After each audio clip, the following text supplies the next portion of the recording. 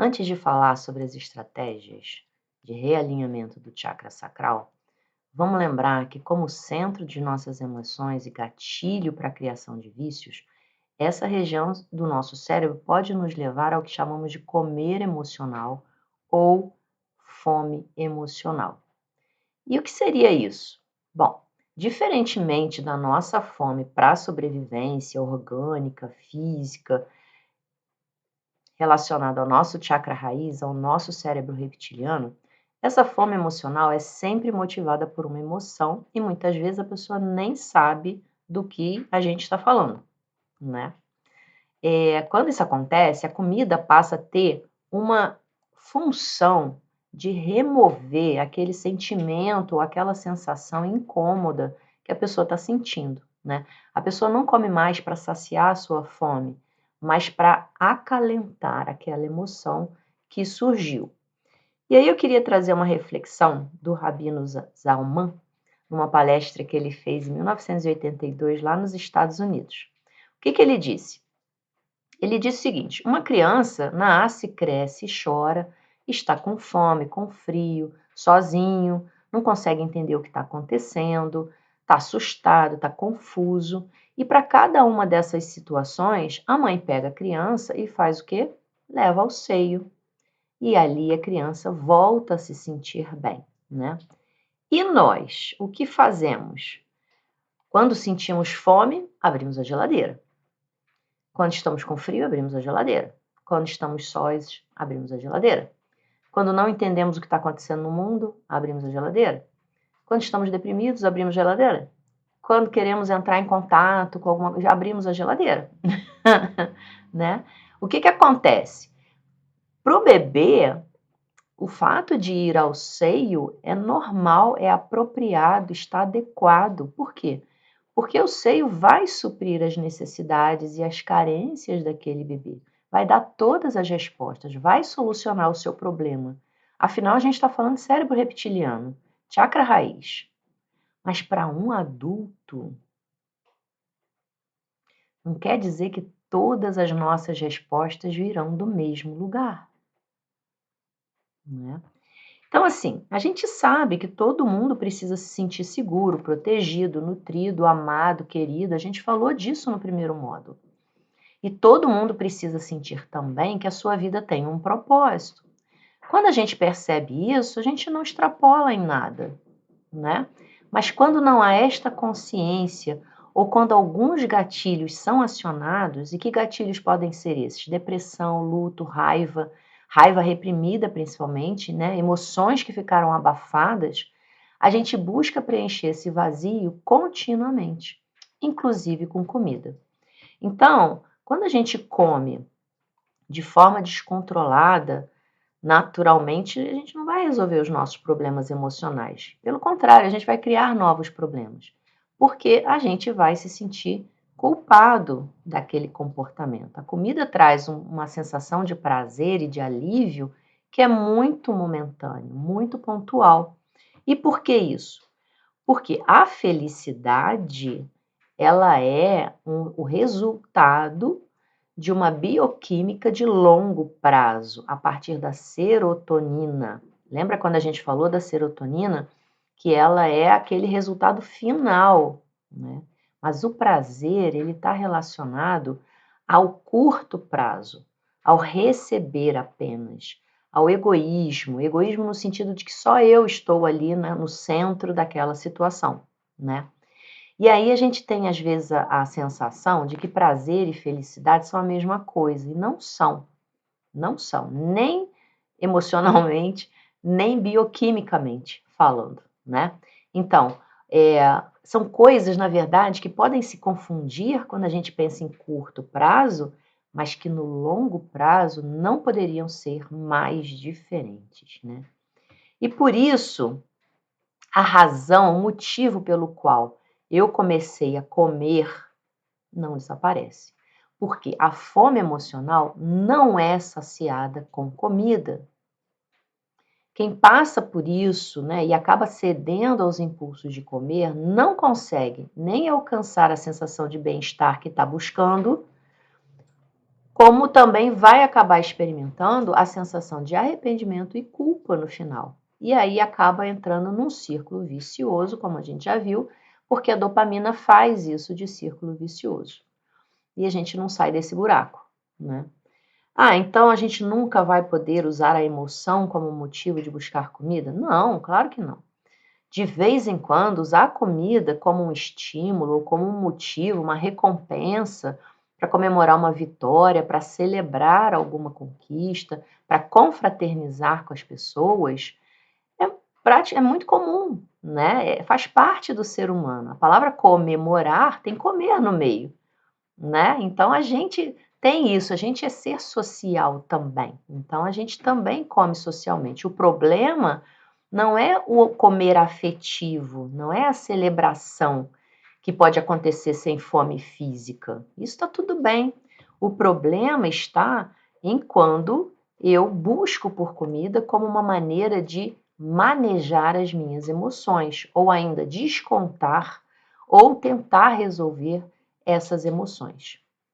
E aí, quando o comer é o principal mecanismo de enfrentamento emocional, quando o meu primeiro impulso é abrir a geladeira sempre que eu estiver estressada, chateada, triste, cansada, entediada, com raiva, aí eu fico presa num ciclo nocivo. Porque a verdadeiro motivo, a verdadeira emoção, o verdadeiro problema causador não é tratado, né? Então, o vício, como eu falei, ele é um outro distúrbio associado aos valores de dopamina no nosso organismo. E esse pode ser, sim, um gatilho para a fome emocional, segundo os especialistas, o que eles chamam de uma má consciência interoceptiva. Quer dizer o quê? Quando eu tenho dificuldade em interpretar corretamente as emoções que eu estou sentindo. Ou quando eu reconheço, mas tenho problema para controlar essa emoção. E isso pode acontecer por diversas razões. Então, primeiro, como eu falei, a dopamina pode estar em desequilíbrio.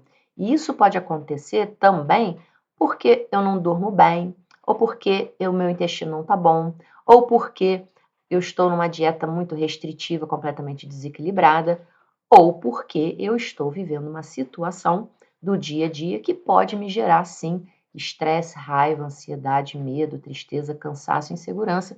E aí eu caio naquele problema do sequestro da amígdala, como eu já falei para vocês, em que o cérebro reptiliano assume a liderança e me faz comer sem pensar, né? Então, a pessoa que tem esse tipo de comportamento, cada vez fica com mais dificuldade em controlar o seu comportamento, né? E em função disso, os seus hábitos, ela vai criando esses hábitos e ela vai se sentindo cada vez mais impotente sobre as suas atitudes e as suas emoções. Tem um outro autor chamado Deepak Chopra, não sei se vocês conhecem, que ele fala o seguinte: a história do excesso de peso é uma história de insatisfação. A gente tem acesso aos melhores alimentos do mundo, mas a gente escolhe os piores. A gente tem a oportunidade de crescer e de evoluir, mas a gente se sente vazio. E por quê? Porque desejos e gatilhos, as emoções abafadas, são poderosíssimos e a gente responde a eles sem pensar. Assume o cérebro reptiliano e a gente não pensa mais, né? Vamos entender outra coisa também, né? Na pré-história, os nossos ancestrais, eles gostavam de 3 tipos de alimentos: as gorduras, as comidas mais salgadas, para que não houvesse desidratação, e o açúcar, que era encontrado principalmente nas frutas. Isso gerou no nosso cérebro uma relação de dependência que continua até hoje e que a indústria se apropria, né? Então, praticamente toda a combinação feita pela indústria alimentícia tem esses 3 ingredientes. O fast food é basicamente doce, sal e gordura, né? E que faz o quê? Faz o nosso cérebro enviar uma mensagem dizendo quero mais. Porque ele lembra, pelo cérebro reptiliano, que aquilo era bom, isso garantia uma certa sobrevivência, e porque ele gera uma emoção de prazer, embora pontual, momentânea. Então, assim, os comerciantes e as campanhas de marketing mostram sempre a venda do quê? Do prazer. Porque esse é um atalho de muito sucesso, uma receita que se repete. Fazer com que as pessoas fiquem dependentes dessa satisfação oferecida pela cafeína, pelo tabaco, pelo açúcar, pela gordura, é um grande negócio, né? E aí, quando a pessoa faz uso dessas substâncias, o cérebro produz o quê? Dopamina. Dopamina. E aí aumenta o seu estado de prazer. Daí essa necessidade de você estar consumindo constantemente para ter sempre essa sensação de prazer, né? Mas por que eu preciso sempre ter prazer? Por quê? A gente falou disso no outro módulo, né? Porque o nosso cérebro busca isso incessantemente, a qualquer custo, a qualquer preço. Só que a gente evolui e a gente precisa entender isso, que a gente evolui. Mas pessoas, por exemplo, que viveram e enfrentaram situações traumáticas, registram a ameaça internamente, congelam essa situação, essa emoção e que ficam presas nela. E aí a mente consciente, que é só a pontinha do iceberg, age como se nada tivesse acontecido. Mas, apesar dessa negação, quando ela está diante de um gatilho, ela volta e tem aquilo que a gente chama de sequestro de amígdala, e aí ela volta para o cérebro reptiliano e fica no modo sobrevivência, buscando prazer a qualquer custo, sem pensar, né? Muito bem. O importante é fazer o quê? É entender que essa fome está distraindo você. Essa fome está chamando a sua atenção para alguma coisa, para alguma situação, para alguma característica sua que precisa ser vista, acolhida e trabalhada, né? Então é fundamental entender a origem dessa fome que levou você a abrir a geladeira. Ou entender que de verdade você espera quando você faz essa coisa de abrir a geladeira. O que você espera receber naquele momento, o que você espera receber com aquela atitude, com aquele comportamento, tá? Por quê? Porque os sentimentos, as emoções que te levam a comer a qualquer hora, ou qualquer coisa, ou pelo motivo errado, né, ou não muito adequado, vão estar dentro de você. Então é necessário que você enfrente isso, elabore algo a partir disso e trate disso, né? Por quê? Porque seu cérebro está presente ali, mas você precisa ajudar o seu cérebro a trabalhar de uma forma mais saudável, mais equilibrada e que ele possa evoluir a partir disso. Então, como é que a gente pode fazer esse enfrentamento?